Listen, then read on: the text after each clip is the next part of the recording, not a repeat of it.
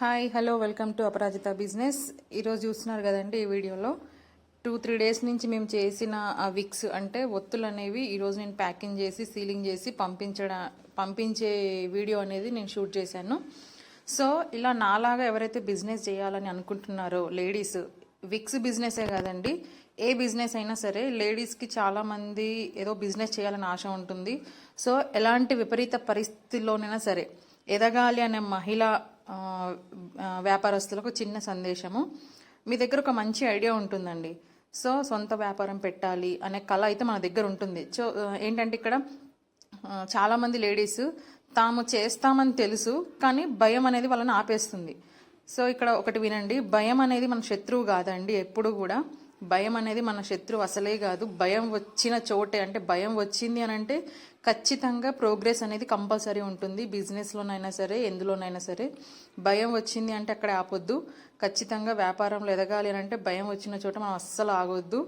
Next కొన్నిసార్లు మనము ఇంకా ఈ బిజినెస్ వద్దురా బాబోయ్ ఆపేద్దామన్న ఇంటెన్షన్తో కూడా ఉంటాము.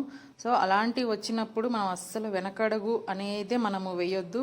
మనం ఒక బిజినెస్ స్టార్ట్ చేస్తున్నాము అని అంటే చిన్నగా మొదలు పెట్టాలండి. ఏది కూడా ఈరోజే పెట్టాము రేపే లాభం రావాలి అనే ఉద్దేశం అయితే ఏది ఉండదు. అందులో చిన్నగా మొదలు పెట్టాలి, పెద్దగా ఆలోచించాలి.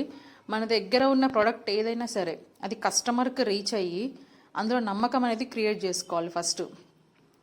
ఇంకా పెద్ద మిస్టేక్ ఏం చేస్తారంటే కొంతమంది బిజినెస్ స్టార్ట్ చేసినప్పుడు విక్స్ బిజినెస్ కాకుండా ఇంకా శారీస్ సంథింగ్ ఏదైనా సరే కుట్లు, అల్లికలు, బ్లౌజ్ స్టిచ్చింగ్ ఏ బిజినెస్ అయినా సరే స్టార్ట్ చేసినప్పుడు మనం ఏం చేస్తామంటే పక్కన వాళ్ళని ఇన్ఫర్మేషన్ గ్యాదర్ చేసుకుంటాం. ఈ బిజినెస్లో నాకు ఈ డౌట్ ఉంది అని.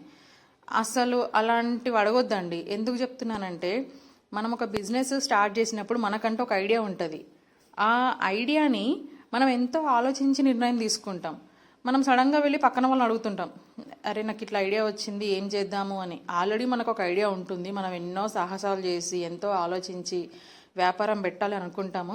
వాళ్ళని వెళ్ళి అడుగుతామండి. వాళ్ళు ఏం చేస్తారు, వాళ్ళకు ఆలోచన లేదు అని చెప్పి నేను చెప్పట్లేదు, వాళ్ళకు ఉంటుంది. కాకపోతే మనకంటూ ఒక బిజినెస్ పెట్టాలన్నప్పుడు మనకు కొన్ని ఆలోచనలు ఉంటాయి, మనకు కొన్ని ఇంట్రెస్ట్లు ఉంటాయి, ఏం చేయాలి అన్న టార్గెట్ ఉంటుంది.